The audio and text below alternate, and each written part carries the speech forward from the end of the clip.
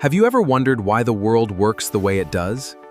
Welcome to a journey of endless discovery. This is Explanium.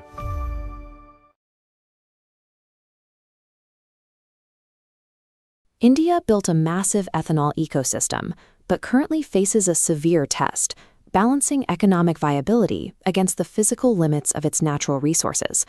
To survive, the next phase of the program must shift focus away from aggressive expansion and prioritize sustainable, long-term resource management. By hitting its E20 blending target ahead of schedule, India directly reduced reliance on imported crude oil. This visualization highlights the macroeconomic gains from that first phase, nearly 1.84 lakh crore rupees saved in foreign exchange, along with a reduction of millions of tons of carbon emissions.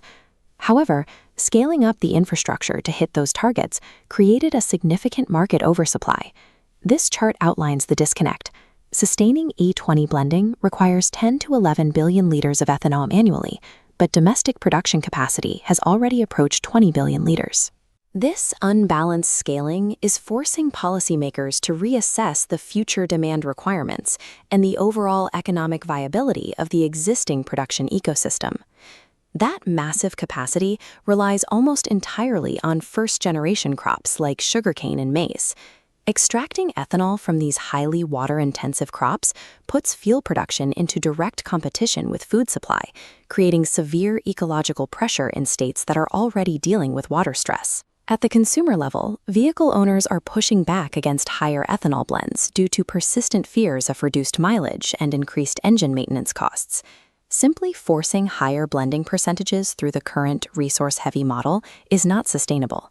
The policy debate is shifting from whether India should blend ethanol to how it can transition into second-generation, or 2G ethanol. 2G ethanol is produced from agricultural residues, like the rice straw seen here, rather than edible food crops. Relying on these materials significantly reduces pressure on local water resources, establishes new rural income streams, and directly curbs stubble burning. Implementing this requires technological adaptation, specifically the widespread rollout of flex fuel vehicles and resource-efficient processing systems. Transitioning to 2G feedstocks and specialized vehicle engines decouples the country's energy transition from environmental degradation. Navigating this specific pivot dictates the survival of India's biofuel economy. The government has to balance climate commitments, rural income generation, and reduced crude oil dependence against the immediate threats of water scarcity and food security. Lasting energy security will require a system that is economically viable and fully compatible with long-term ecological stability. Thank you for watching.